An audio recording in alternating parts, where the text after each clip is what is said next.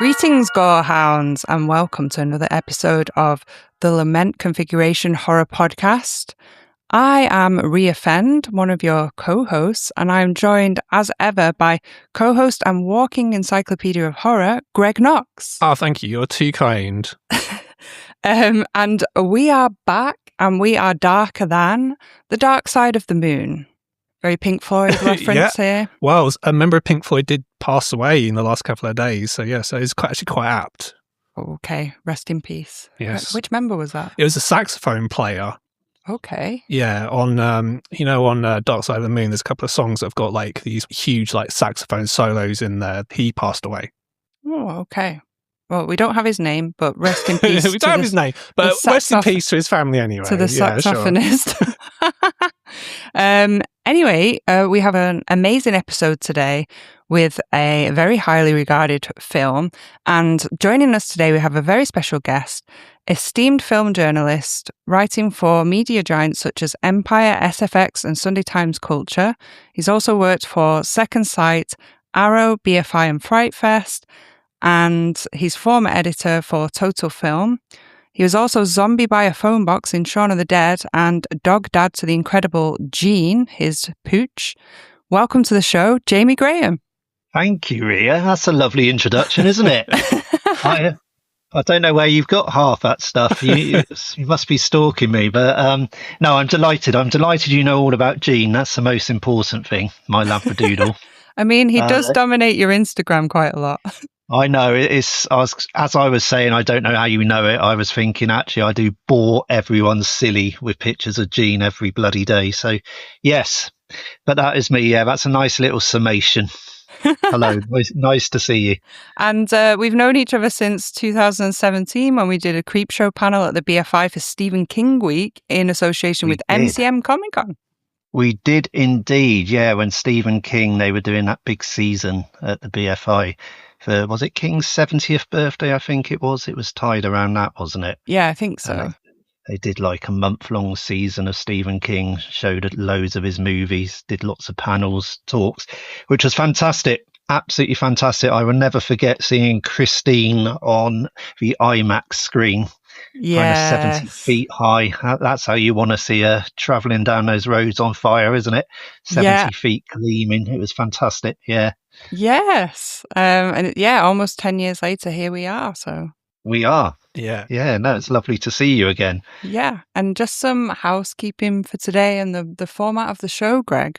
Yeah. So we're just going to quickly talk to Jamie about his career and his thoughts on the industry. Then we're going to talk about some new films that we've watched. And then, as Ria said, we're going to be talking about The Thing, because believe it or not, that was a Section 3 video nasty. I'm not sure how or why, but hey, any excuse to talk about The Thing is worthwhile. Definitely 100%. Jamie, I don't know you. I was there at the Creep Show panel that Ria did the talk at, but this is the first time I've ever met. I have to ask you, how's your nose doing? Because I saw on your social media that you said you had an incident with a wasp, which sounds like my worst nightmare, by the way. I did. I'm one of these walking disaster people, like a real life Mr. Bean. Things just go wrong for me. And so it was quite bizarre, actually. It's probably quite a boring story. But a couple of days ago, I just said to my wife, like, where's all the wasps this year? I haven't seen a single wasp. And she was like, I don't think it's wasp season. I think they come a bit later in the summer. And I'm like, okay.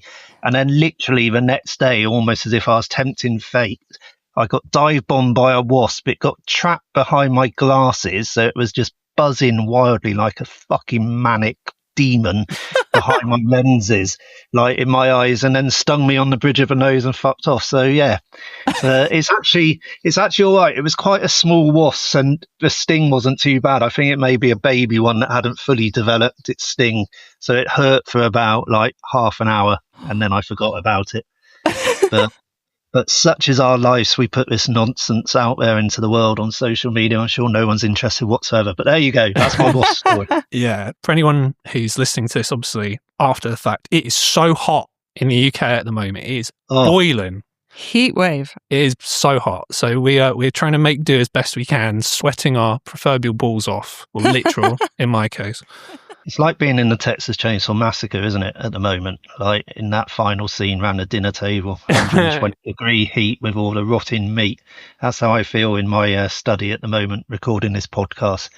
I'm literally like dripping sweat, which is a lovely image. So there you go. Yeah. Oh, speaking of the Texas Chainsaw Massacre, may as well sort of ask, Yes. like, was that, as you mentioned it, was that like the first film that got you into horror, or what was it? No, I didn't see Chainsaw for many years because it was banned in the UK. Like I got into horror in about 1985, 86 when I was about 13, 14. And Chainsaw was banned. So it was kind of one of the holy grail films I was trying to track down as a teenager, along with stuff like Clockwork Orange. There was a couple of The Exorcist as well. And so I grew up on all the 80s horror movies, the slasher movies, all of those, Near Dark, you know, Lost Boys, The Fly, all of that era, Hellraiser of 80s horror. And I didn't manage to get my dirty paws on the Texas Chainsaw Massacre until I was about probably about 26. You just couldn't get it like in the UK, and I didn't know anyone who had a dodgy copy. And this was before the age where you could just order things online, you know, like get it in from America. Yeah. So the only way you could get it is if you went to America or you knew someone who went to America. And then finally I did. I started work at a film magazine called Flicks when I was about 24, 25. And the publisher was Steven Spielberg's European agent, believe it or not. And he used to fly to the US all the time for meetings with Spielberg. And I just said to him, I said, look, can you please, if you swing by a shop, try and pick me up the Texas Chainsaw Massacre and bring it back on VHS? And he did. And he brought it back, and obviously multi-region. I didn't have a multi-region player because this was years ago before it was like common practice. They were quite expensive. So the only multi-region player I knew was in my office at Flicks magazine. So one night I decided I'd been waiting like 15 years to see this bloody film. And one night I waited until everyone had left the office. I actually went out for a few drinks with a mate, and then we went back to the office at about midnight after the pub shut. And we had all the lights off in the office, and we put it on pitch black in this like corporate office at midnight and watched it, and it lived up to everything I'd ever imagined it could be and hoped it would be. You know, it's my favorite horror movie. I absolutely adore it. But the weird thing is we were about an hour into it, absolutely tense as hell, terrified watching this film, and suddenly all the lights in the office went on. So this is like 1 a.m. And it was just terrifying. Like, what the fuck is going on? Like, someone's in the office. We're about to be chainsawed to death. And it was a cleaners. And to this day, I just don't know what the hell cleaners were doing arriving at 1 a.m. But this woman came in and she vacuumed the office, and we actually waited until she buggered off again because we weren't going to finish the film with the vacuum cleaner going. And when she finished up and went and turned the lights off, we watched the last half hour. So, yeah, that's how I discovered Texas Chainsaw Massacre. That's madness, but absolutely amazing as well. Yeah, no, I adore that film. Absolutely adore it. What was the first horror movie that you ever remember watching, Jamie? Well, when I was 8 years old, my sister sat me down to Friday the 13th, Part 2. And she was 11. I don't know how she got hold of it. And I watched it with her, and it seriously traumatized me. Like, not even joking, properly traumatized. I had to sleep in my parents' bedroom for 6 months. I absolutely refused to go to my room. And then finally, after 6 months, they said, you've got to get past this, go to your room. And then I slept for about the next year under the covers. I was too scared to put any part of my body out, thinking it's going to be hacked off with a machete or something. So even if I was boiling hot in the summer, I was under the covers, sweating. And then just gradually got over it. And then so I didn't touch any more horror films for a few years because I was like only 8. And then I seriously got into horror movies when I was about 14. And it was Nightmare on Elm Street. It was the first Nightmare on Elm Street. That was the one that got me in, was my gateway drug. And to this day, I think it was part of my obsession with it, was sort of facing those fears, all the trauma of being 8 and then not going near it for years. Yeah. It's almost like putting my toe back in the water and having to sort of face the demon. Yeah. And I became immediately obsessed with it. And then all through my teenage years, I was just, not just horror, I was really into cinema as a whole, and action cinema particularly, but horror was my big bag. Yeah. And I used to just, everything coming out. You can imagine then sort of mid-80s video shops where you just go to a video shop and they had everything. And you used to just, night after night, I just got out horror films and watched them at home. Loved it. Would you say it's your favourite genre now, or is it kind of you're more of a mixed bag sort of guy? Yeah, if I had to say favourite, it is my favourite. It's my sweet spot. But I watch everything, every country, every era, every genre. I'm just an absolute, cinema hound, a fiend who can't get enough. Yeah. So, but horror is definitely, if I had to name one, that's the one. The bug is still there. I wonder, could you hazard a guess at how many movies you watch per week? I mean, obviously it's mostly work related, but on your average week? Well, it's actually not mostly work related. It's my own obsession. I do obviously watch a few for work, but a lot of it is just, even on my days off, my idea of a perfect day off is to sit on the sofa and watch 5 films. That to me is just heaven. Yeah. But I'm actually not. I've made a conscious effort in the last year to cut down a bit because it was getting a bit silly. But a couple of years ago, I watched 967 in a year. Wow. That's more than me. That's amazing. Yeah. It's a bit mad because obviously if you miss a day, which you obviously do because you do other stuff in life, and then you've got to watch kind of 5.5, 6 the next day to get back up to that schedule. Yeah. So it is crazy, but on an average year, for many years, I reckon I averaged about 800 a year. And now, like I said, the last year I've tried to cut down, and last year I watched about 650. So it's still a hell of a lot, but I made an effort to just not be every single moment I could in front of TV, to actually try and do something else occasionally. Yeah. How many do you guys watch? Greg, how many do you have? About 350, 400. Used to be more. It's a decent amount, definitely. I don't rewatch films though. That's something I think I need to do more of, is I need to just rewatch films. So, I like this film. I've had a hard day at work. I should just watch something I know I'm going to like. Yeah. Yeah. I rewatch a lot of films. I always liken it to painting the Severn Bridge. I don't know if that's a mythical story about, as soon as they reach one end, they start again at the other end. But I'm like that with films. I just, I'm watching all the new stuff as well, but I like to go back. Yeah. And I do these loops and I give myself seasons all the time. So it may be something like, right, I'm going to watch all the video nasties, or it may be I'm going to watch every Spike Lee film in chronological order, or, whatever it is. But I give myself seasons, and then I get absolutely obsessed and rewatch. I'll watch some new stuff I haven't seen in that season, but I'll rewatch everything I have, and it becomes all consuming. Yeah. Like recently I did John Sayles films and Italian cinema, sort of side by side. I had these parallel seasons going, and I was just every day watching 1940s, 1950s Italian films, and I was watching Lone Star and City of Hope, and I was just switching between them. So as well as trying to watch all the new stuff. So it is it's exhausting. It never stops. Yeah. What was your first job or publication that you wrote for?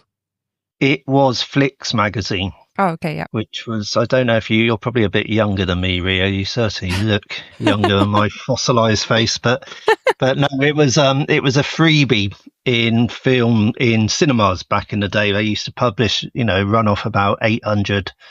Actually, I don't know how many copies it was a month, but it was in every cinema, piles of them. And you went in and you took your free copy of Flicks, and it had previews of all the films coming up in the next month or so. And I started there.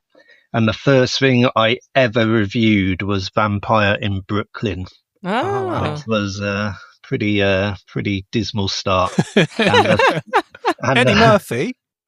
Yeah, not one of his best. And then the first professional film screening I ever went to was Independence Day. I remember the week I started at Flicks, it may even have been the first night, there was a big multimedia screening of Independence Day. Yeah. And I went along, and it was in the Empire Cinema which used to be one big cinema, before they divided it into several screens. I remember those days. So it was one cavernous space, like 1,000 people could be seated there with this one huge screen. Wow. And every journalist who went in and friends at this multimedia screening, they gave a frisbee to. It was like a free frisbee because it's like a spaceship. And before the film started, there was like 1,000 frisbees flying through the air off the balcony. It was just fucking carnage, absolute carnage. That was my introduction to the film industry. It was very different back then, and there was a lot more money in the film industry back then. Yeah. So you got gifts like that, and you used to go to screenings, and they always put on platters of sandwiches, food, free alcohol. It was really they looked after you very well. You don't get hardly any of that anymore. It's such a rare treat to turn up at a film screening now and have even a Diet Coke offered to you. That happens once in a blue moon, let alone a sandwich. You're lucky to get water a lot of the time, even tap water. So I noticed. It's a different world now, different world. Do you have any highlights for like somebody that you interviewed from the industry, like a director or actor that's like your favorite thing that you want to talk about? Because I've been doing it 30 years. I was editor at large of Total Film for quite a lot of years as well. I've been lucky enough to interview most people at some point, like most of my heroes. So it's hard for me to name one, but I've interviewed like Paul Thomas Anderson a few times, who's probably my favourite. Well, he is my favourite working director. Oh, wow. I've interviewed John Carpenter because we're about to do the thing. I've interviewed him 4 times, including at his house in LA, which was a kind of moments like that. You just can't believe. It's just a pinch me moment. Amazing. If you told like 14-year-old Jamie watching The Thing that one day you'll meet John Carpenter at his house, it's just unbelievable. So good. Yeah, so I've done most people. I've done most of the horror legends over the years: Dario Argento, Tobe Hooper, Wes Craven, before they passed. And then people even like Tom Cruise, I've done a few times. De Niro once. That was an amazing interview once he warmed up. He was very monosyllabic at the start, not interested, but he did warm up. But yeah, I've done most. There's a handful of people who have got away, the sort of white whales, as it were, who I probably never get now. So, but that's always going to be the case. Yeah. Cool. So you mentioned that you've obviously been in the industry for 30 years. Yeah. And you kind of touched on this just now, but what's been the biggest change that you've noticed over the last 30 years? Well, that is such a huge question. I think within the industry, it's definitely a lot more lean than it used to be. Like I said, the money's not there. Like when I used to go to the Cannes Film Festival, they had the most lavish parties, like the MTV party and stuff, which used to literally cost millions, I think. And, you'd get free cocktails and incredible food and just light shows and bands. And God, they threw so much money at it, and parties on yachts and all of that. And maybe it's a good thing that all of that has gone, because it's such a waste of money, really, if you look at it that way. So it's become a lot more sort of, grassroots is too strong, but you know what I mean. It's really sort of hemmed into what it used to be. Outside of that, what is the biggest change? Well, obviously, just the industry's gone through so many changes in terms of, technical changes, moving from film to a lot of it digital. A lot of kind of high definition images, all of that stuff, which I'm not really a big fan of. I'm quite old school. I'm a real fan of physical media, and I'd much rather watch a film with a bit of sort of grain and a bit of fuzz. Yeah. I find a lot of the movies that come out now, especially straight to streaming movies, if you get a film like on Netflix or something that's been made for Netflix, I often find it so ugly to look at. It's so clear cut. Yeah. It almost looks cheap. It almost looks sort of TV, with the hard, lighting sharp, is just terrible. Edges. Yeah. The lighting's awful. Yeah. I think the art of cinematography, it's a bit of a lost art, especially like in Hollywood.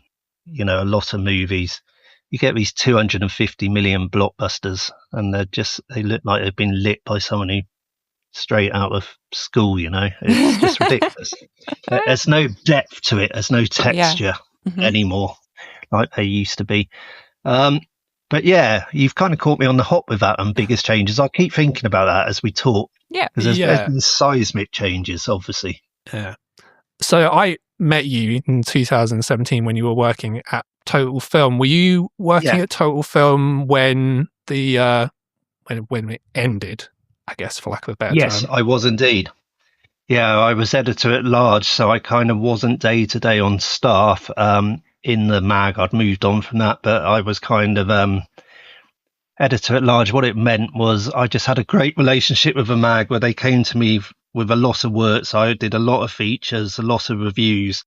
I used to do a lot of holiday cover for staff members. I used to read all of the magazine before it went to press. I was sort of one of the people, me and the editor and the deputy editor would read the entire magazine, proofread it before it went to press, and just representing the magazine in certain situations in the industry and stuff, because I had the experience and the contacts. So it was kind of all of that.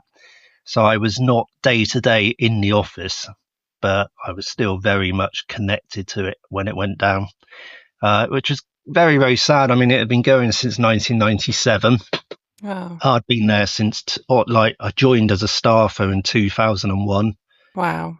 So I'd been there like more than 20 years when it went down.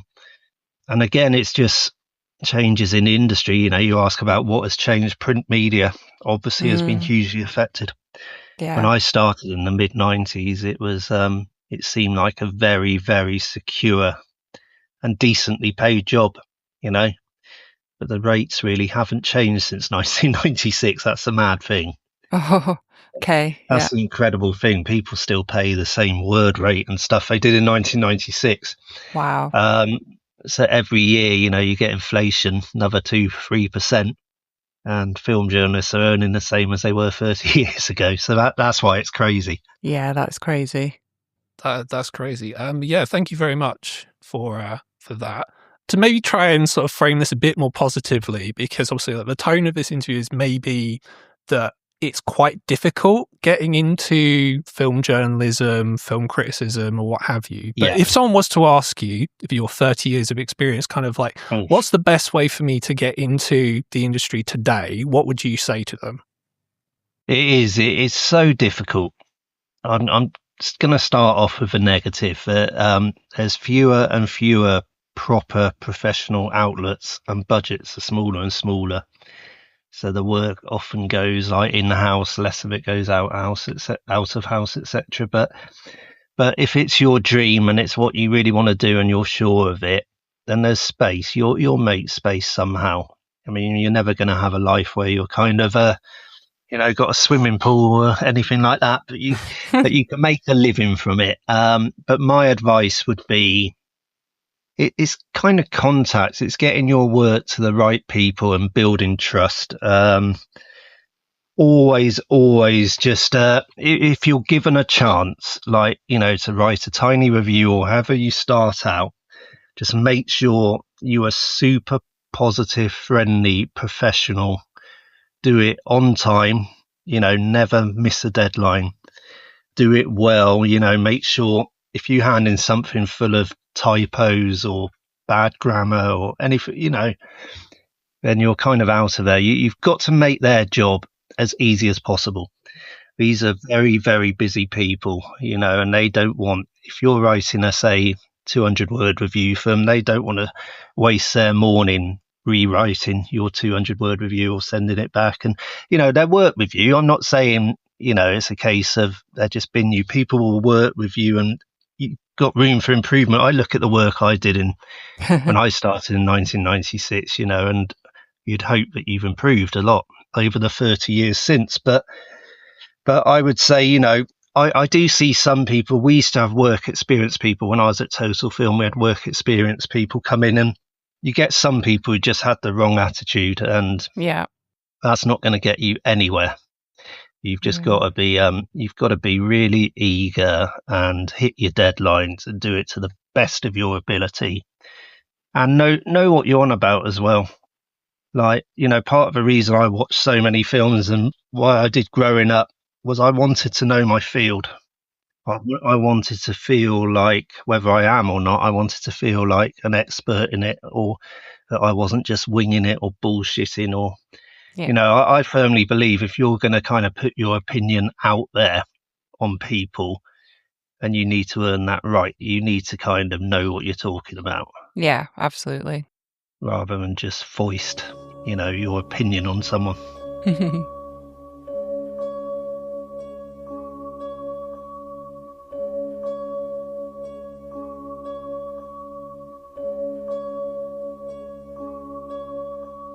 So what we're going to do now is we're going to talk about some of the new films that we've been watching over the last few weeks. Now, I have to big myself up.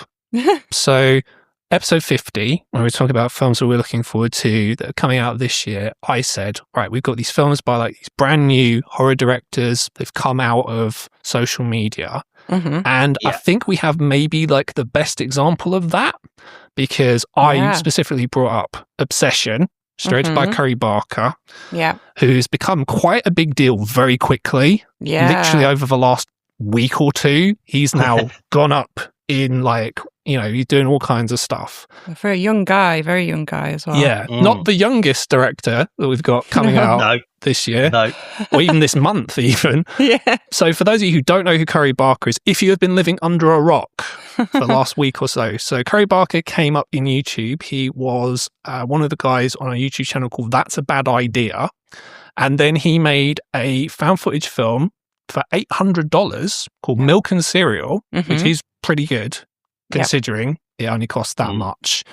And I heard about Obsession, as you do, kind of, this film came out at TIFF and at Fantastic Fest and it's got buzz. And I was like, okay, well, let me just keep an eye on this. And it has absolutely exploded. Yeah, it's made like, 100 times its budget back? Which is crazy. It's done crazy. It could make over $100 million in America alone. And it costs, what was it, $750,000? Yeah.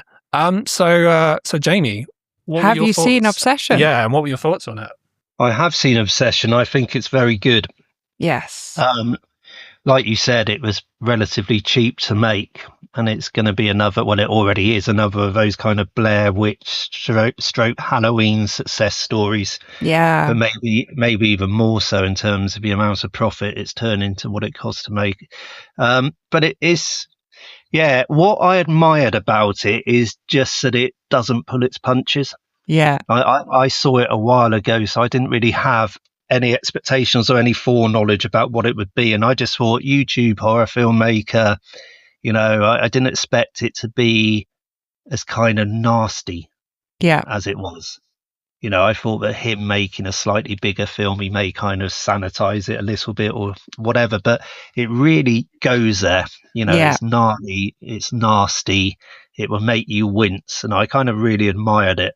Yeah, I found it very, very scary. I think it was probably my favourite film of this month because there's lots of releases that we're going to talk about. It had kind of Hereditary vibes with the sort of some of the scares and the creepiness, like skulking in corners, dark shadows, panning shots around the room where you don't know what to expect, things like that. So I think he was very inspired by Hereditary, or he said that Ari Aster was a big influence on him. Yeah, he did, Yeah, he's very much, and I find this interesting. So in interviews, of which I've seen quite a few, yes, he's talking about Hereditary mainly, but a lot of films that have come out in the last 10 years as kind of his influences. Yeah. And I think, obviously, ideally, you would kind of want people to have like, watch a lot of stuff, right? But watching a lot of stuff has given us people like Eli Roth and Rob Zombie. And it's like, is that necessarily a good thing? If you're because I get you're kind of aping your influences, but if you have so many influences, you almost don't really have a voice. And I think he definitely has a voice.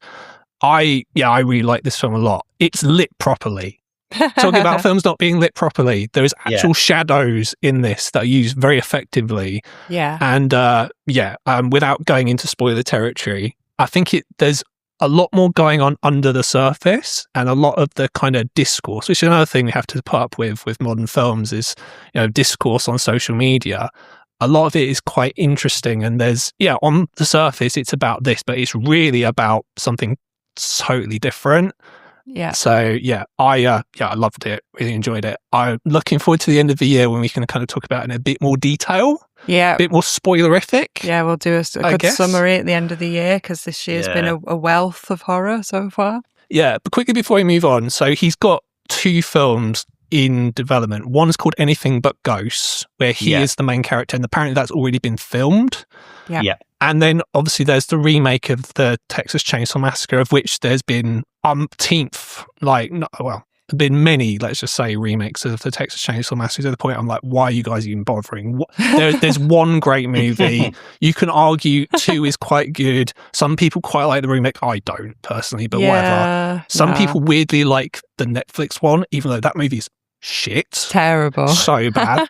But I'm quite curious because of this and because of the nastiness, Jamie, like you said, maybe he could be the right person to do a Texas Chainsaw Massacre film for now. I'm kind of like you, Greg, that I feel we don't need another one.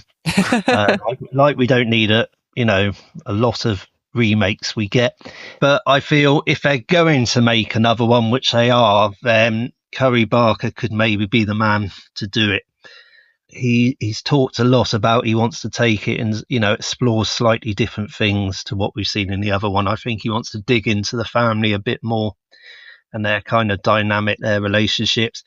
And I do think that even though the weird thing with the original is there's there's 1 teaspoon of blood in the whole film. Yeah. It's all suggestion, but it is such an intense experience that you feel like you're in a slaughterhouse. The whole movie, it feels real and it batters you and you come out the other end absolutely exhausted and pummeled. And I think Curry Barker could maybe do something close to that. I think he'd probably show more.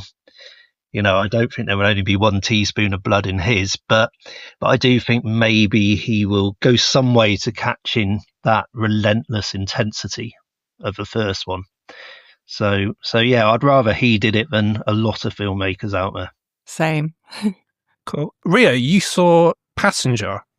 I did. So within about 7 days of each other, I saw Obsession and Passenger. I really liked both of these movies.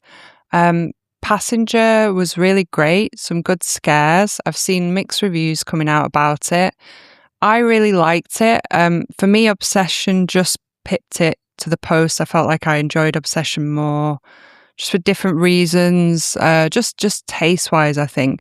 But I feel like Passenger felt a lot like it's like the Highwayman from Hell kind of film, and there's some very clever scares in it, earned scares, not cheap jump scares, and it was very atmospheric. And if you find driving at night and road trips quite scary, long road trips by night, then this is a film for you. To me, that's scary. Yeah, so this is people who live in vans. Yeah. So it's basically Nomadland, but scary. Yes. Essentially. Yes. Yeah. Okay. I mean, I haven't seen this. So it's Andre Øvredal who's directed this. So I like Troll Hunter, quite like The Autopsy of Jane Doe. Haven't really liked his other films, if I'm being honest. I like the first trailer for Passenger. The second trailer, where it kind of goes into the actual film itself, I'm like, oh, okay, this doesn't look that great, actually. But I mean, I'm willing to give it a go because it's horror. That's what we do. I think referring to that, I think those were maybe some of the elements that I was like maybe not as keen on, because that did feel a little bit like cliche and sort of more commercial. And I think some people who reviewed it who maybe didn't like it, that's the part that they didn't like, that they felt like it was leaning too much into cliche. But I think the scares were really like inventive and creative, and I thought it was a very cool movie.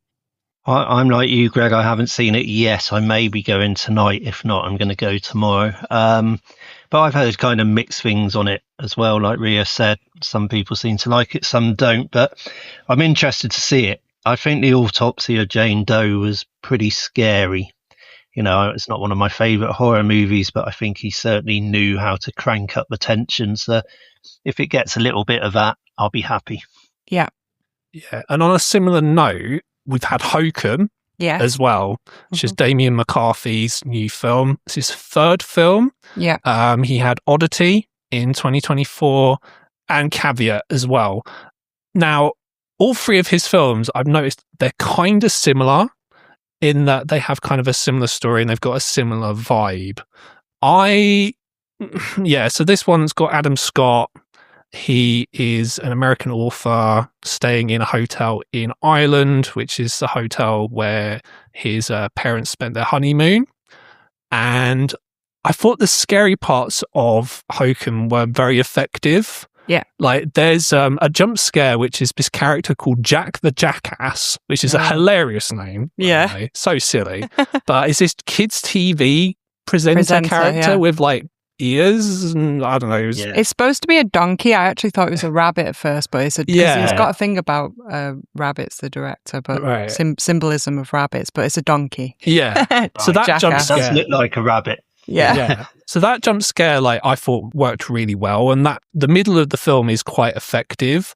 I wasn't so keen on like the thriller elements of the film, where it's like, oh, there's actually a secret in the hotel, and this person is having an affair with this person, and all this kind of stuff. I'm like, I don't know. Just make us a haunted house film. Like, I don't know. I'd prefer. Apparently, his next film is going to literally just be a haunted house film. So I hope. Because basically my kind of take on Damien McCarthy is he's made good films, but none of his films are what I would call very good or great. And I kind of want him to do something better than this. I don't know if that's budgetary restraints or whatever, or just my taste. But anyway, that's maybe taste. I thought Oddity was maybe creepier. This one was kind of a more commercial, like a bigger movie. And I thought it definitely had like Shining vibes with mixed with Irish folklore, which was very effective. I like it more than you guys. I think I like it more than most people, because I was very, very positive about it on social media, and most people came back to me going, oh, I kind of agree. I agree with what you're saying about the thriller element, that the last sort of 20 minutes of a film, I felt it was a bit overwrought and a bit kind of extended with twists and turns, and it was all those sort of plot elements coming into play. I preferred it when it was just being scary. Like you said, Greg, that whole middle section, it's like a long chunk in the middle where it's just a sort of haunted room, pretty much. You know, it's like the honeymoon suite at this hotel. And I thought that was done absolutely brilliantly. I think all three of his movies, Damien McCarthy really, really knows how to do a scare, you know, kind of suspense mechanics, just old school, slow burn build up and getting attention to ratchet up. And it is a bigger movie than his other ones. You can tell it's a bigger budget. It's got an American star in Adam Scott, but I still felt it really kept his sensibilities and what he's good at. And he's got his obsession with props as well, which is in all his films, like the creepy sort of, you know, he likes a mannequin and a doll and, you know, little figurines and all stuff. And it's really creepy, and he has a real eye for an uncanny image, just like really gets under your skin. So I actually went in with quite mediocre expectations, because I'd heard it was sort of a solid but not great horror movie, and maybe I was just in the right mood, but I loved it. I came out, I just had a great time. I really liked it. Yeah. I really enjoyed it. Just still Obsession for me is like pipped it, but this one was such a different style to that and very creepy. And like you say, haunted house to a T. Yeah. As I said, look, I'm interested in what he does next. I want him to do something better. That's all. Another Irish director had a film, came out a few weeks ago. So Lee Cronin's The Mummy, not to be confused with Tom Cruise's The Mummy or Brendan Fraser's The Mummy. Or any of the other mummy Or any films. mummy, yeah, exactly. I feel sorry for Lee Cronin because it's not his fault. They had to kind of try and distinguish it from the others because people are dumb and they get confused, I guess.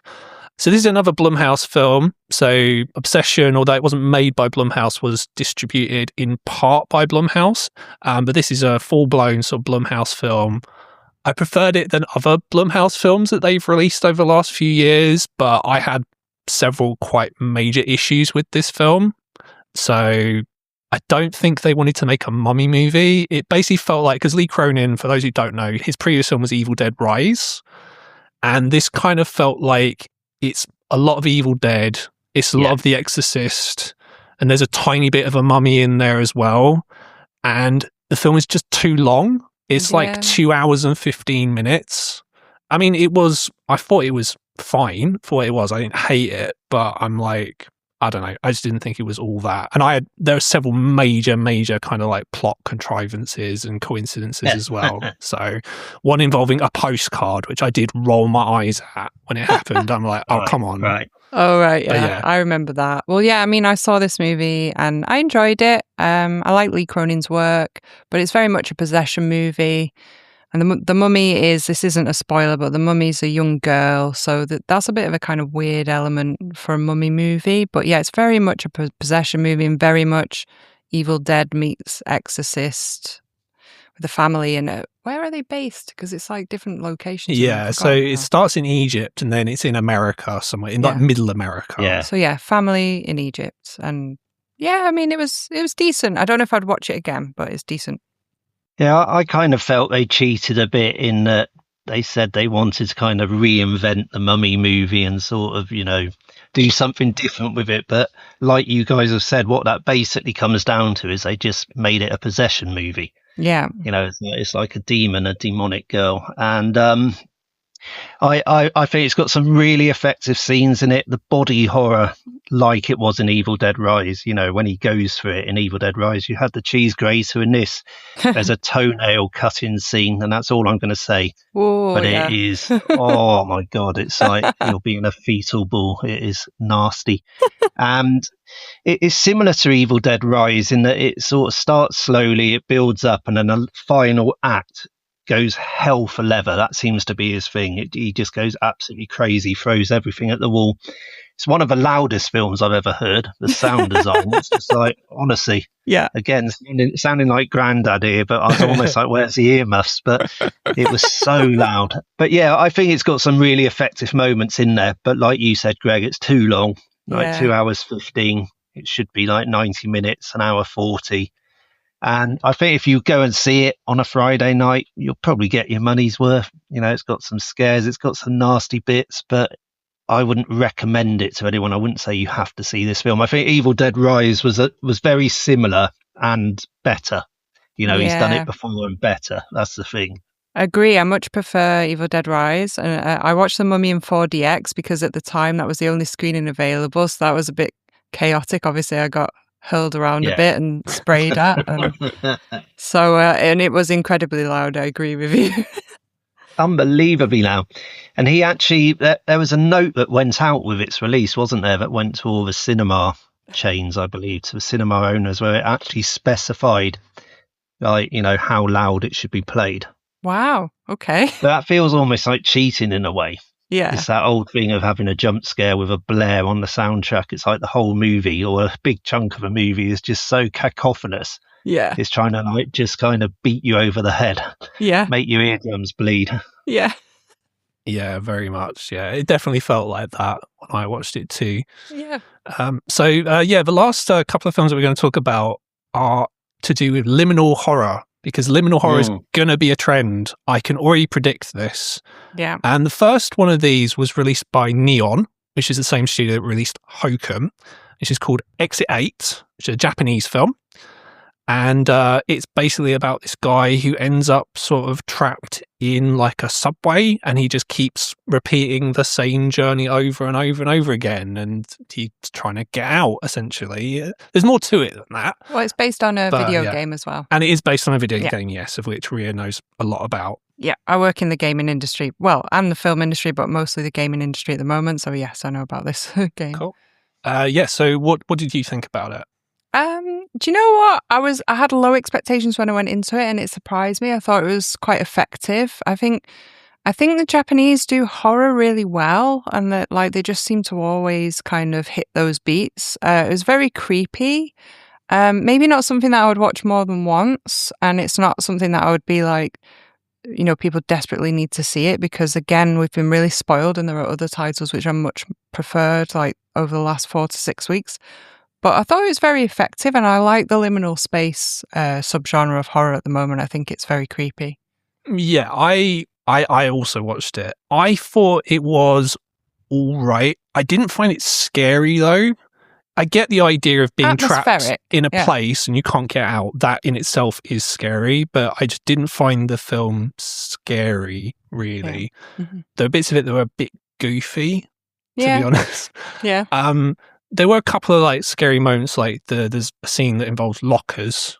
Yeah. I'll just say that, which was quite scary. Yeah. But I mean, Jamie, I know you haven't seen this film. I haven't yet, but no. you have seen a film that I did want to talk about, which is not out yet, which is also liminal horror and maybe kind of, the biggest film of this month. You predicted it to be the biggest maybe this year.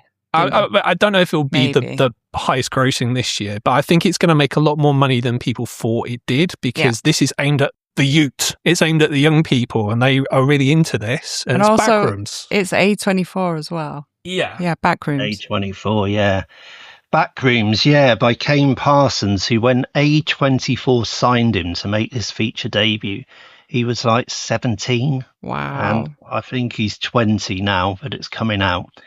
But it's kind of crazy that it all started, there was this creepypasta image of like just a large room that slightly oddly shaped, and it had yellow kind of horrible scuzzy wallpaper and a bit of a mouldering carpet. It's just one of those images, you look at it and it kind of fills you with dread for no apparent reason. There was just something off about it.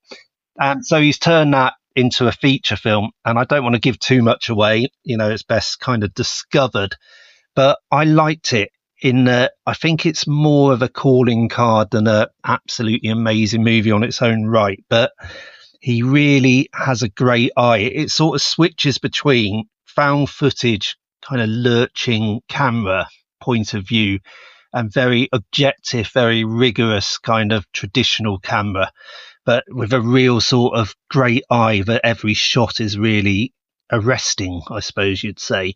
And it's got this constant kind of feeling of dread to it. I wouldn't say it's out and out scary, but it's kind of discombobulating, and this sort of dread where, there's always a buzz of fluorescent lighting and this strange droning score, and you're kind of lost in this space.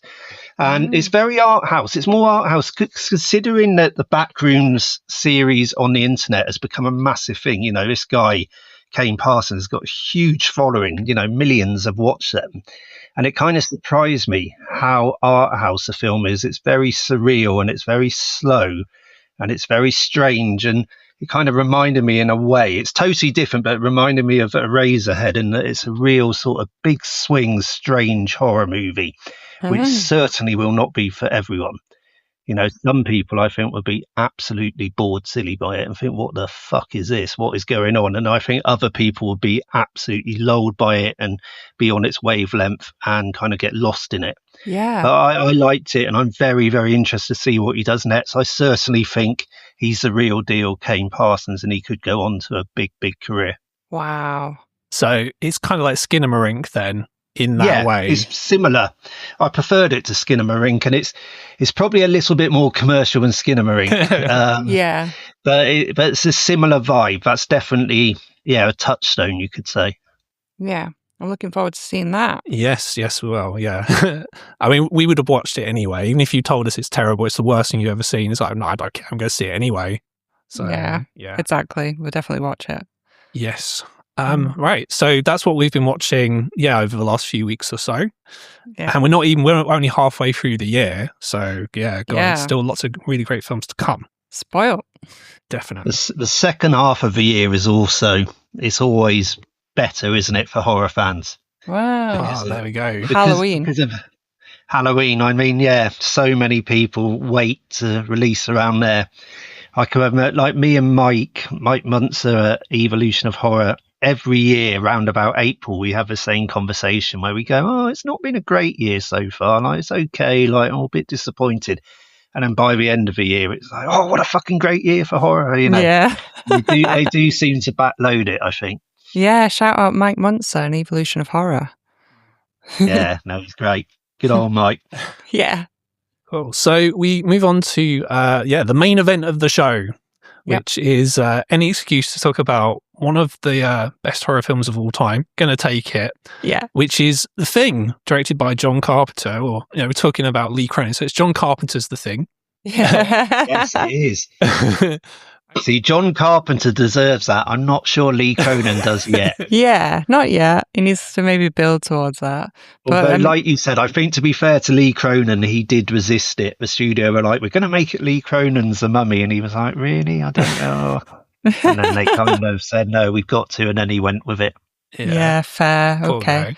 I mean, at this stage, do you think we need our usual warning? Yeah, let's go into it. Okay. So this is, Rhea's got our usual warning. There's no upsetting material, but there are going to be spoilers.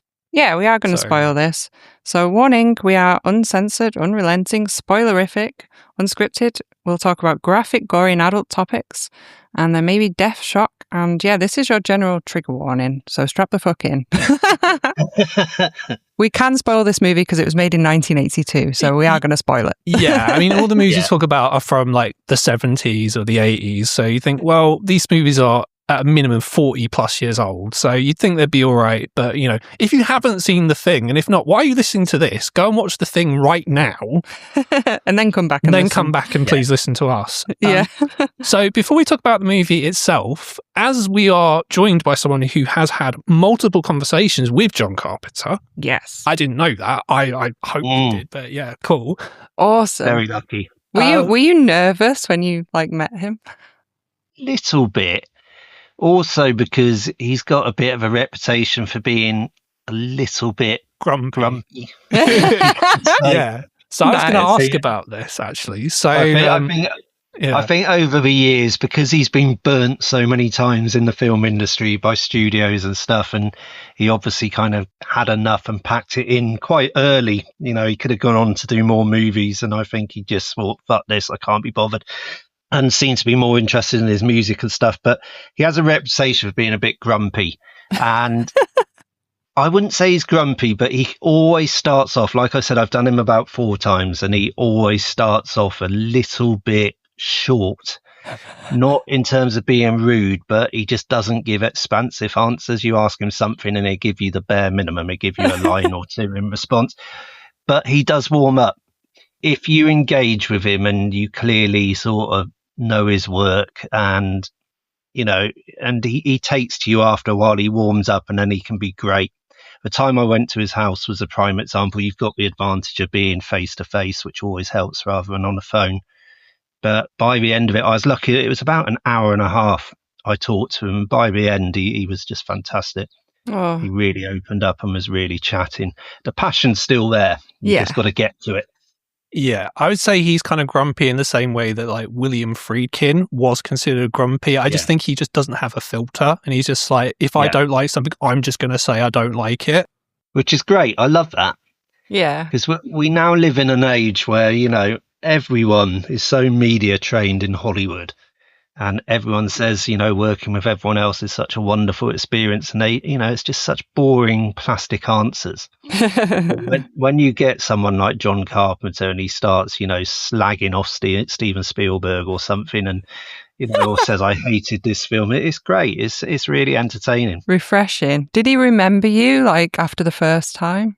He didn't, and I was actually a little bit offended because I know like a lot of people talk to him, but when I met him, it was the second time. I talked to him on the phone first, and then when I met him at his house, at the end of a conversation, I was talking about some modern horror films I liked. This was in 2010. I did him for the Ward.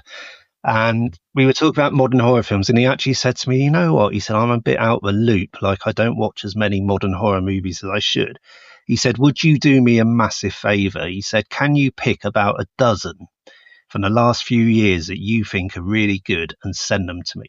Wow. He said, and I'll watch them. Oh, so that's nice. Luckily, which was lovely. So luckily, you know, this was in the days where there was a bit more money in magazines, and my magazine Total Film sort of paid for the DVDs rather than me have to pay for them myself. But I chose about 12, and so it cost about, you know, $150 or something. And I sent them to his house in LA, and then I never heard anything. Like never got anything back. Like and then in the end, I spoke to like his agent or whatever it was. And I said, did John ever watch those movies? Like, what did he think? He said, oh yeah, he did watch them. He thought they were all shit. And, or thought most of them were shit. Like, he just didn't get on with them. And I was like, oh, okay. But I thought he may at least remember me because of that. But next time I interviewed him a few years later, I didn't actually bring that up and remind him, which probably would have jogged his memory. But he didn't recognise me. He wasn't like, oh, you're the guy who sent me No. Like, thank you. Yeah. Never mind.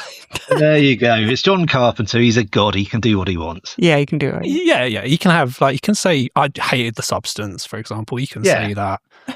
That's his opinion at the end of the day, and fair enough. Yeah. Yeah, he doesn't hold back. He is great. Yeah. Fair play to him. Do you want the synopsis? Yes. Yeah, sure. Obviously, look, everyone listening to this, you're going to know the story of The Thing, but Rhea's going to give you the synopsis, as is tradition on the show, of course. It's tradition, yeah. So The Thing, a research team in Antarctica is hunted by a shape-shifting alien that assumes the appearance of its victims. Yes. Now, I assume you must have seen, obviously, The Thing from Another World.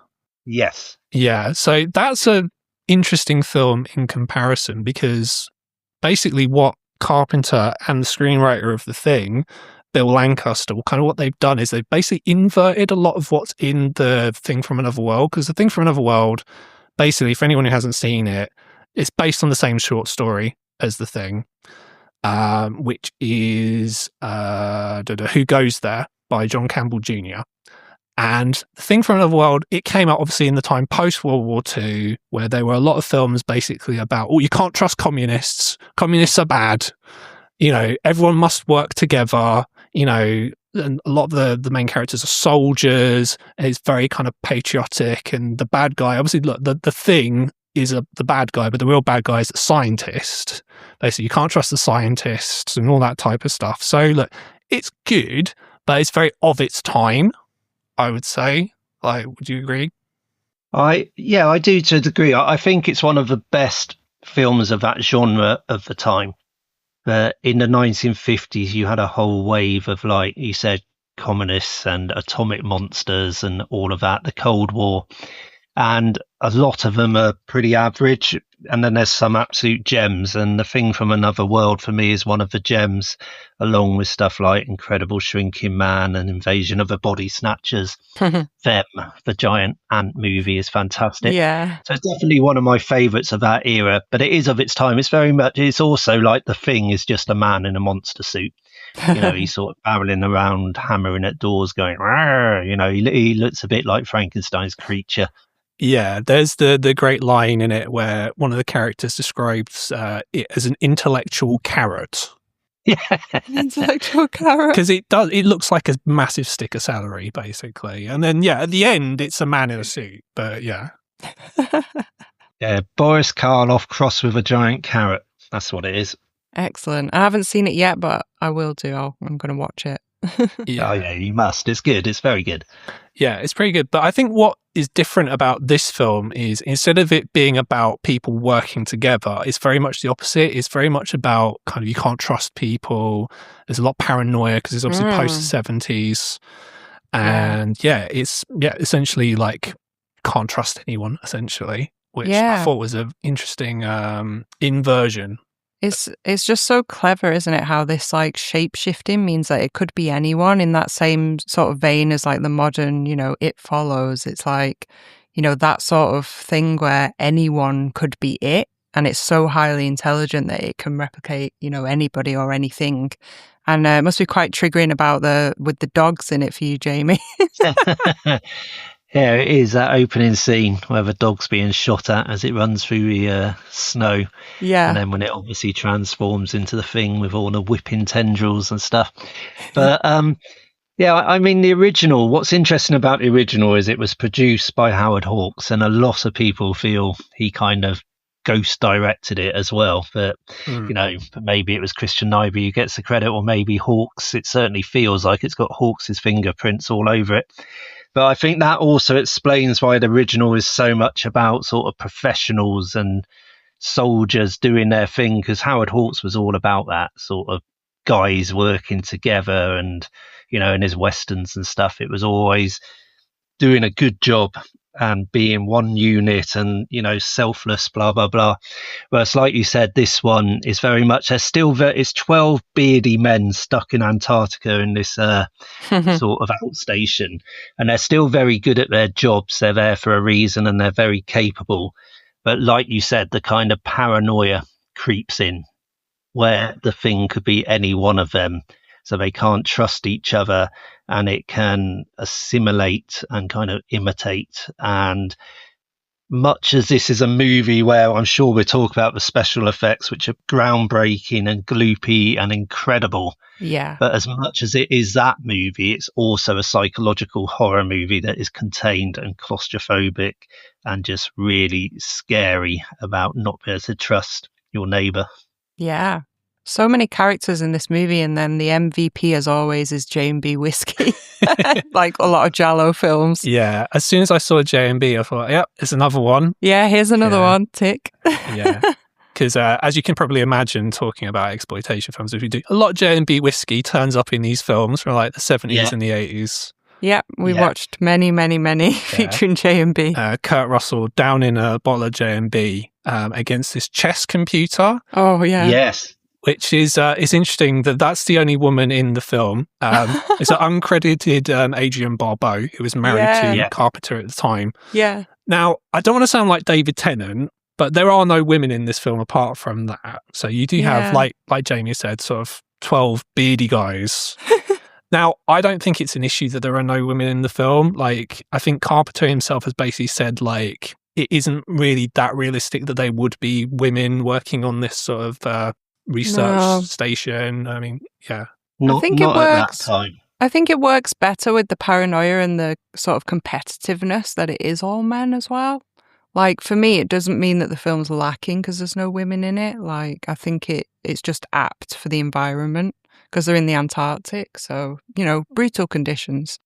It's also, like Carpenter has said, it's one of his apocalyptic trilogy, that he counts this and Prince of Darkness and In the Mouth of Madness because it is apocalyptic trilogy. And just on a sort of subconscious level, I think it adds to that feeling of this being the end of the earth, not having any women there, because, without women, there is no life. And I think you maybe don't think of that as you're watching the movie, but there's something apt about it being all these guys just dying out one by one, and all the sort of testosterone and male energy in it. Yeah. Yeah. I mean, you mentioned obviously the dog right at the start. Yes. I mean, the dog acting in this, he's a very good dog actor. Amazing. Yeah. I think even like just the way that the dog, like, because I don't know, the expression on a dog's face doesn't really change that much, even compared to like the other like huskies, like when they're all like in the pen together, like he just, because I know the dog they used is like not entirely husky, it's like part wolf as well, so I don't know if that's something to it as well. But yeah, I thought that the dog was great. Yeah, the dog was amazing. Dog's amazing, called Jed. We should give him a shout out. I'm sure he's long since passed on, unfortunately. I'm sure he has. He's up there somewhere listening dog to heaven, us, I hope. But yeah, like you said, he was part wolf, and Carpenter actually said that he loved Jed very much because I don't know if it was a wolf in him or not, but he just didn't give a shit, that he was never distracted. So obviously those shots when he's walking down the passageways, Jed, and he's sort of looking around the corners and eyeing people suspiciously, going about his business. Carpenter's doing his usual thing of having, Panaglide camera following him and stalking him. And any other dog, they'd be distracted by it. You've got a film crew, you've got a few men holding this camera and huddled around, sort of walking past the dog, filming it, and they'd sort of look sideways at you and ruin the shot. But Jed just didn't give a shit. So he just stayed completely focused, walked along, didn't look at anyone. So Carpenter could just do it take after take with no imperfection. So he loved it. What a hero. Yeah, I have to say that shot, or that specific scene that you were talking about, is actually my favourite in the film. I get it's not going to be everyone's favourite because it's got no action, and that's sort of the point. But I kind of like how the camera moves and it's this empty room, and then the dog appears, and we're suspicious of the dog anyway, because this is about 15, 20 minutes into the film, and the dog just, I don't know, just something about just the framing and the way the camera is used in that shot. It just works really well. And him going into a room and you don't know who's in the room. Yeah. I mean, we could speculate. It's You not. can see a shadow. Yeah. Silhouette. It's somewhere in there. I mean, films aren't meant to be solved like puzzles, I guess. But to me, that's either Blair or Palmer, I think, who's in the room. Yeah. Because they've got hair. So they're not bald. So.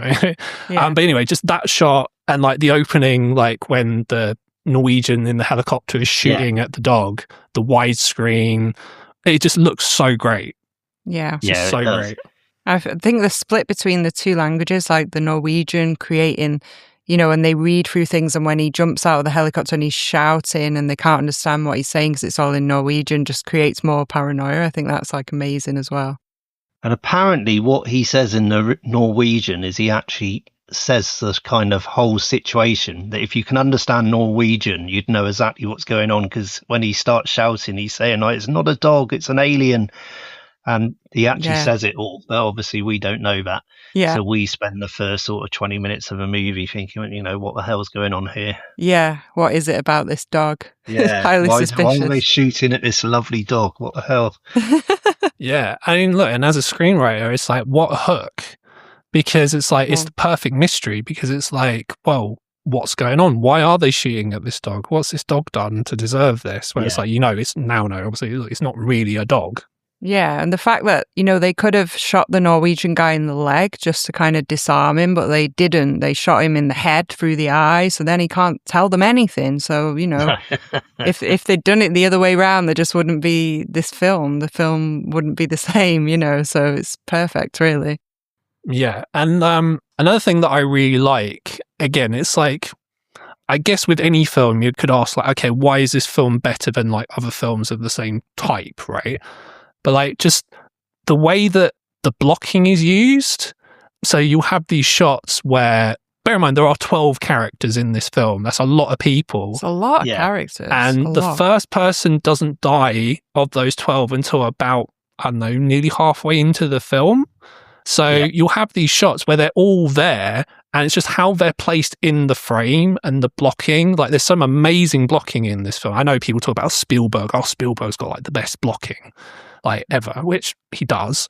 But like, and this goes to not just John Carpenter, but Dean Cundy as well, who is a cinematographer in this film. Like, just the way that the shots put together are it's just so good. I'm nerding out basically because it's like, oh my God, like, it's great. And depth of field and things like that. Carpenter and Cundy were absolute masters, I think. And all of those shots you're talking about, when they're all in the room talking and interacting, and the way it's presented and blocked, was all apparently done just kind of on the day. That Carpenter wasn't someone who storyboarded it. He just turned up and he'd have 12 hairy men in the room and just go, right, how are we going to shoot this? And he just instinctively did it in such a way that you really get a sense of all these characters as individuals and as a group and their dynamics. And to do that is really quite masterful. It's so hard to do. Yeah, it's just so difficult to have 12 characters even, that's crazy. Yeah, especially when like at least 9 of them have got beards. It's like they're Parkers, yeah, in their hoods. Oh, I mean, with this having such a cult following these days, I find it really hard to believe that there was such negative reviews at the time. Yes, you've preempted what I was going to say next. So for people who think like, oh, critics don't know what they're talking about, people like they just talk a lot of shit.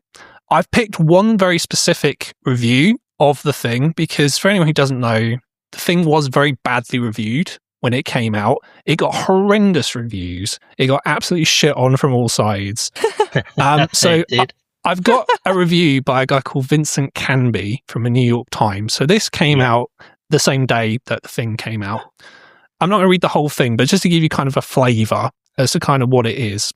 So it says as follows. So John Carpenter's The Thing is a foolish, depressing, overproduced movie that mixes horror and science fiction to make something that is as fun as neither one thing or the other. Sometimes it looks as if it aspired to be the quintessential moron movie of the 80s, a virtually storyless feature composed of lots of laboratory-concocted special effects, with the actors used merely as props to be hacked, slashed, disemboweled and decapitated, finally to be eaten and then regurgitated as, guess what, more laboratory-concocted special effects. There may be a metaphor for all this, but I doubt it. And then just to finish it off, I'm not going to read the whole thing, but basically it says, the thing which opens today at the Rivoli, or the Rivoli, don't know how to say that, and other theatres is too phony looking to be disgusting. It qualifies only as instant junk. Well, little did this critic know that was kind of the future of sci-fi horror and like blending genres, Blending genres is the thing now. I mean, that was pretty much a standard impression at the time. That was how it was greeted. And I think the thing you have to remember is a couple of months before The Thing, you had E.T. come out and make 700 million at the box office. And it's like friendly, lovable alien. And that's the movie people wanted to see. They didn't want nihilism. They didn't want despairing kind of disillusionment. They didn't want 12 beardy men going around, trudging around in the snow. They'd never had special effects like this before. That, we look at it now and think, oh, they're absolutely incredible. And I'm sure we'll go into more detail about them. But at the time, you'd had the chest bursting scene in Alien, which was quite quick. You'd had stuff like the werewolf transformations in American Werewolf in London and The Howling. But that was kind of as far as it went. And you'd never had anything that was this kind of extended and wild and gloopy and repulsive. And again, you didn't see that kind of thing in cinema then. And all the reviews were saying, like, why the fuck? They didn't use that language, but why the fuck do we need to see this? Yeah. They liked Halloween because it was all suggestion and shadows. And to them, that is what skillful movie making is and what skillful horror was, but it should be left to the imagination. So when they saw this stuff, rather than think it's incredible and celebrate Rob Bottin, the special effects maestro, they just thought it was repulsive, disgusting, unnecessary, tasteless. John Carpenter, one review called him a pornographer of violence. Wow. And this kind of horror was very much considered one step above pornography. So it's a different time. And we mentioned this earlier with the democratization of film criticism, but also back then when you just had a few outlets and the sort of people who wrote for them, they're usually very highly educated, a certain social class.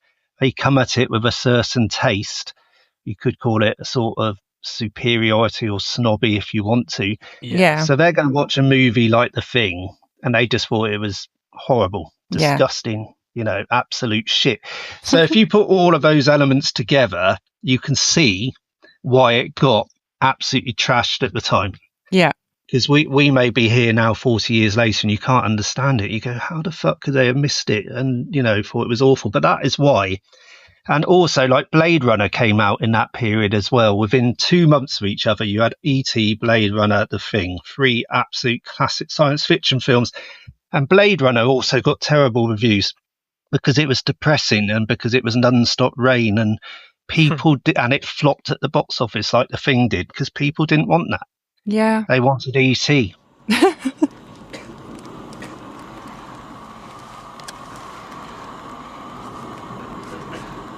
You gotta be fucking kidding.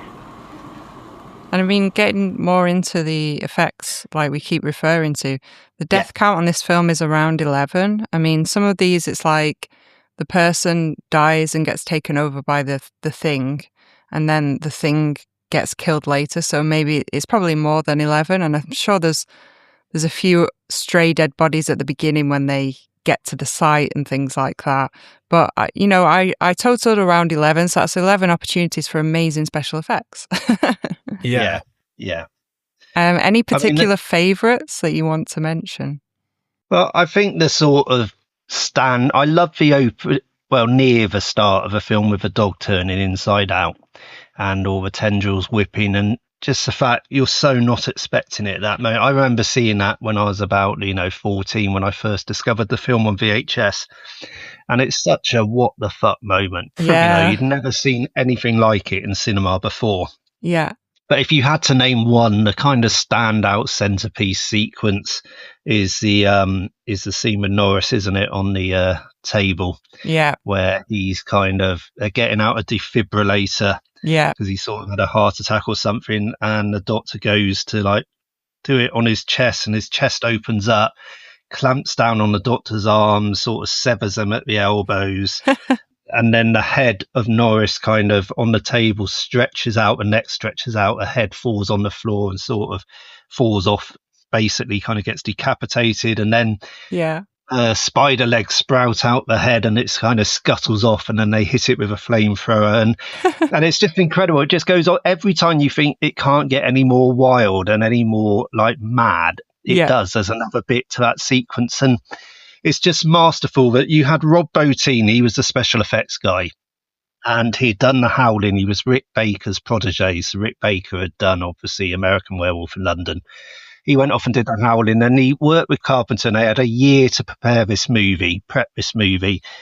And Carpenter said to Rob Bottin, right, I want the thing to be a shapeshifter like it was in the original novella.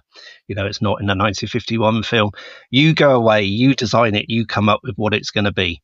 Yeah. And Rob Bottin went away and he storyboarded those sequences, those set pieces, and he drew it, and it was just his imagination. So he let it go wild. Anything he could imagine, he put on the page.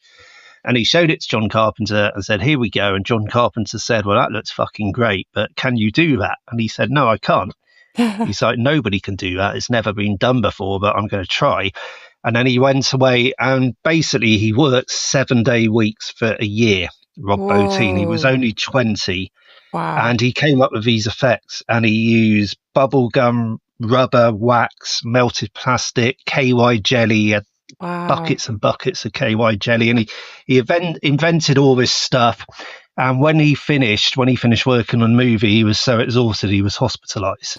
You know, my God, that's what he put into it. And then he went on to his career that he worked on stuff like Total Recall and RoboCop, bigger budget films. But The Thing for me is the absolute kind of high point of practical effects. I think you've got movies like The Fly, you've got movies like Society, you've got, you know, there's quite a few movies, Hellraiser, but if you had to name one for me where this art form hit its kind of apex, it was The Thing. Yeah. Yeah, I mean, the great thing about the effects is that they are practical. I appreciate they did nearly kill Rob Bottin. I didn't know that, actually. Yeah, wow. But yeah, like the thing about them is, they're tactile. They're happening in front of you. There's a weight to them. Like, yeah, that's what all the hard work is for. Yeah. So, yeah, and it just looks amazing. I mean, I don't really have a favorite because they're all great. The scariest to me is the dog transformation. So the first one that you've seen, because the dogs are upset and scared and that sort of, It adds to it, all the barking, they're going mental, aren't they? Yeah. And the sound that the thing makes as well is very kind of like unnerving. Oh, it's very eerie. But then like when it gets to the peak of the film, when they go down into the generator room and the basement, like it's still just, you know, amps it up like as much as possible, and it still surprises you that it just gets bigger and more terrifying at the end, and it's always shocking. I think that's also why the film's so effective, that they shot it. They sort of went between two places. They did it in British Columbia, where they built the outstation, and then they left it for months until it got completely snowed in. Wow. And then they went back and filmed there. So it was really those conditions. Wow. And then when they did soundstage stuff back at Universal Studios in California, it's sound stages, but they refrigerated all the sets to make it, you know, you've got the breath and stuff. So wherever they were filming, those guys were fucking freezing, and they were there in place. And I just think that all comes through. Again, it's kind of, you know, subconscious or subliminal, but it's there in the performances, and there's just something authentic about that film. Yeah, it's really the frost in the beard. When you've got 12, you know, hairy men, you get the frost in the body hair and in the beards, which looks very effective because you can see just exactly how cold they are. Yeah, exactly. Yeah, I mean, speaking again, just talking about like the different sort of death scenes. What I like about the Norris kind of death scene is that it kind of comes a bit out of nowhere, so you're not really expecting it. Like what they do in movies now is they would use the score to prepare people, and then it would be a sting, but there's nothing like that on there.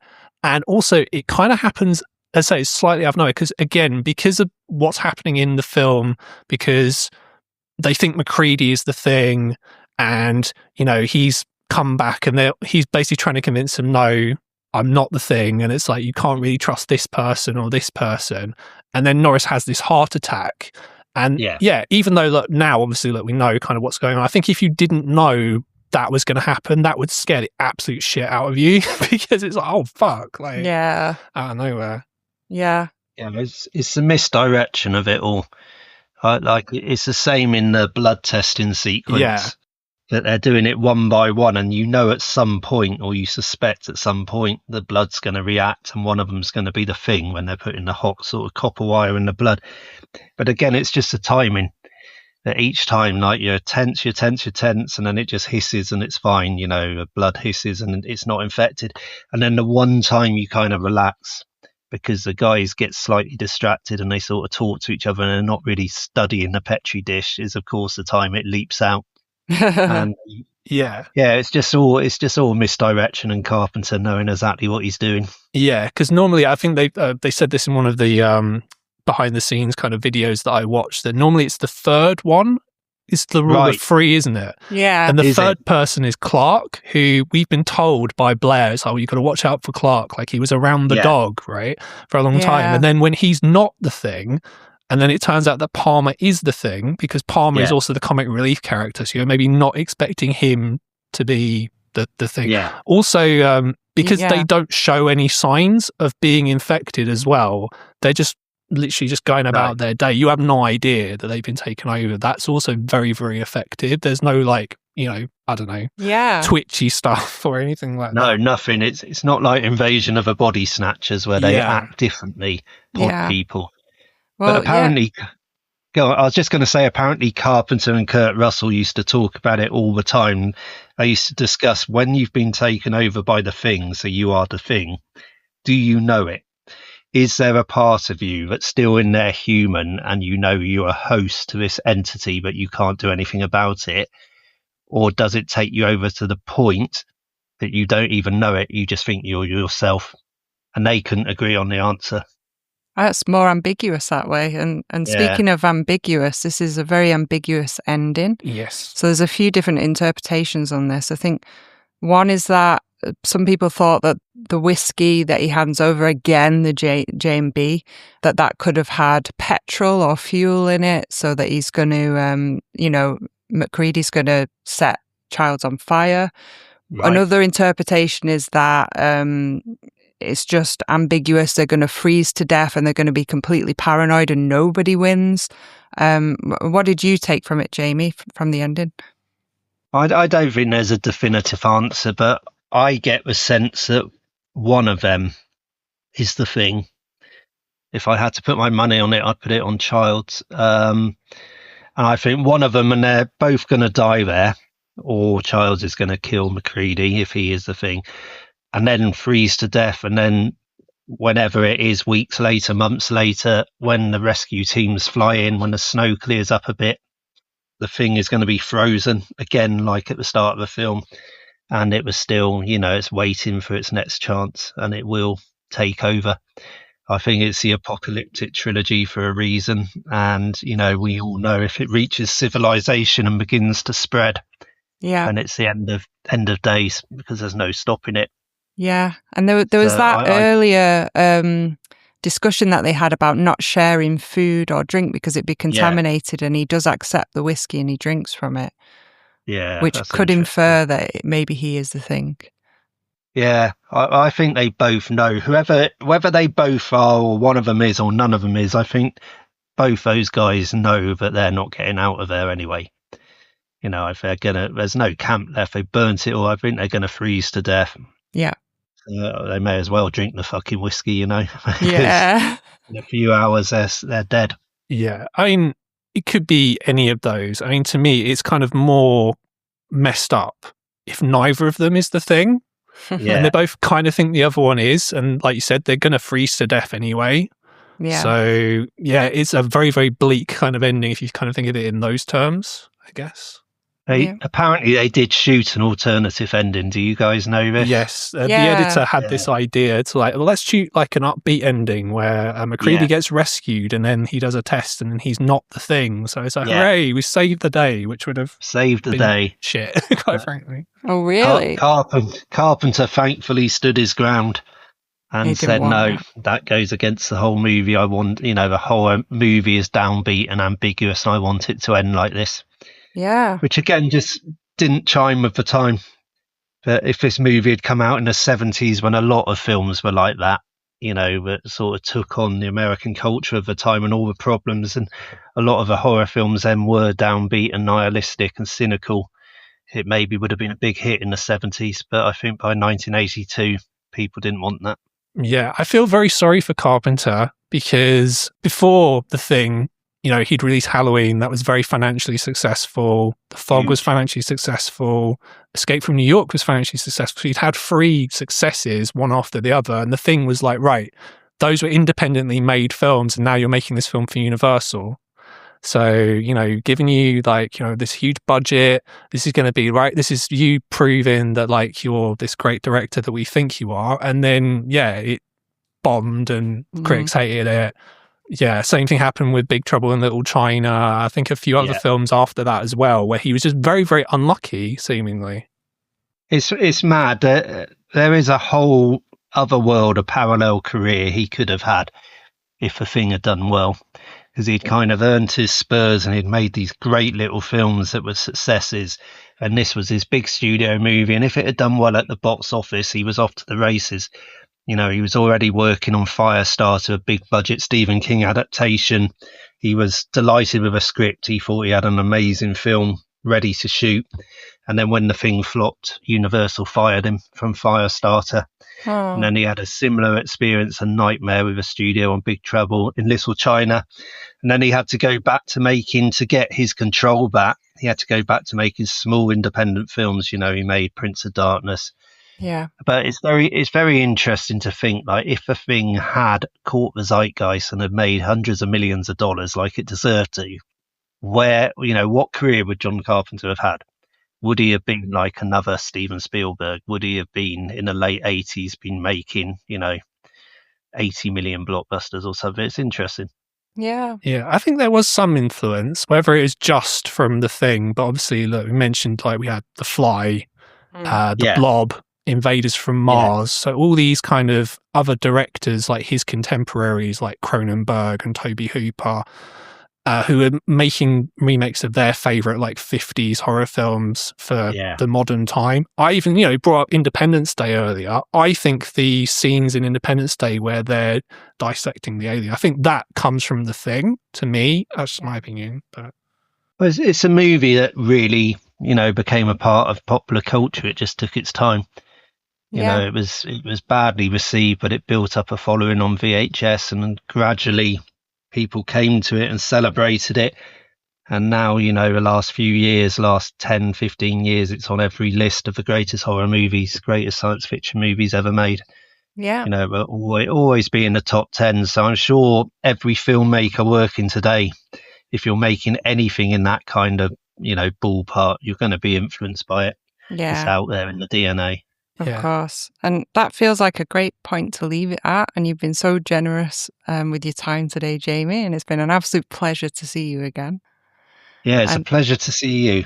And this is the part of the show where we ask what you're up to next. Is there anything exciting that you want to tell everybody that you're going to do? And also then we'll ask for your social media plugs as well. But are you working on anything coming up that you want to speak about?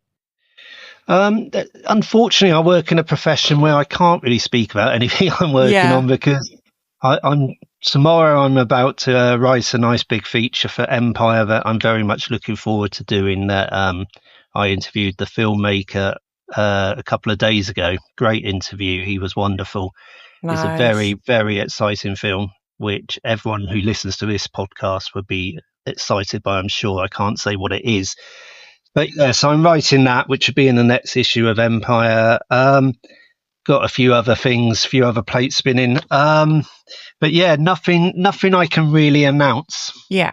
Unfortunately, but sort of just ticking along, working hard. Got quite a few exciting things happening. Nice. So sorry to be so evasive on it. No, that's perfectly fine. And where can listeners find you if they want updates on social media, if they want to see what you're putting out there once you're able to speak about it? So I'm on X and I'm on Blue Sky. My X handle is Jamie_Graham9. And on Blue Sky, I'm Jamie-Graham.bsky.social. So, yeah, I tend to sort of drop regular posts about what I'm up to, and also watching those endless films we discussed right at the start. I tend to keep people abreast of latest viewings and what I think. So, yeah, so you can check me out there. And then obviously also Sunday Times, Empire, written a few bits for Guardian, SFX I'm in on a regular basis. So please do check out the work. Are you a Letterboxd fan? Are you on Letterboxd? Well, weirdly, I am on Letterboxd, but the only thing I use it for is to make lists. Okay. I'm obsessed with lists. It's really, really quite sad. I'm just constantly working on a list, top 100 this, top 100 that. Yeah. So I tend to make lists on Letterboxd, but I don't use it probably like I should in terms of just keeping a tally of all those movies I watch and putting a star rating on. I should be more organised and do that. Maybe that would be my resolution to do that. But I am on Letterboxd, but I can't remember my tag at all. Just look me up. I'm sure you'll find me, Jamie Graham. Yeah, I'll have a look. We're also both on Letterboxd, and our handles for the show, Greg. Yeah, so we are on Twitter X as Lament Horror. We're on Instagram as Lament Horror, and Facebook as well as Lament Horror. Facebook, the Lament Configuration, and you can listen to us on Apple, Spotify. Yeah, we're on Apple, Spotify, YouTube, and Amazon in the main. I am Worst Date Movies Ever on X, Blue Sky, and Instagram. Which is Greg's other podcast, should anybody want to listen to that, going pretty viral on YouTube. And my socials are Twitter X, Instagram, Facebook, at Ria_Fend, that's FEND. And I'm also on Threads, but I don't use it very much. But Greg and I are both on Letterboxd, and we're prolific on there, so we're always logging what we've watched, especially if it's new releases, and I tend to score things on there, so you can find me as Reoffend on Letterboxd and Worst Date Movies Ever on Letterboxd for Greg. Cool. So yeah, Jamie, thank you very much for appearing on the pod. Really appreciate you taking your time on this scorching hot day to talk to us. No, it's been an absolute pleasure. I am always happy to talk movies, and it was great to meet you, Greg. Lovely to see you again, Ria. So I've enjoyed it. Thank you. That's all right. Thank you so much. And to end the show, because there's no way we're going to get any of the great score from Ennio Morricone's, score from The Thing on Spotify. There's no way they would allow it. So I would suggest you, if you've not done so already, to watch Lee Hardcastle's Pingu's The Thing, because it's awesome. It only takes about 1 minute and 20 seconds, and it's great.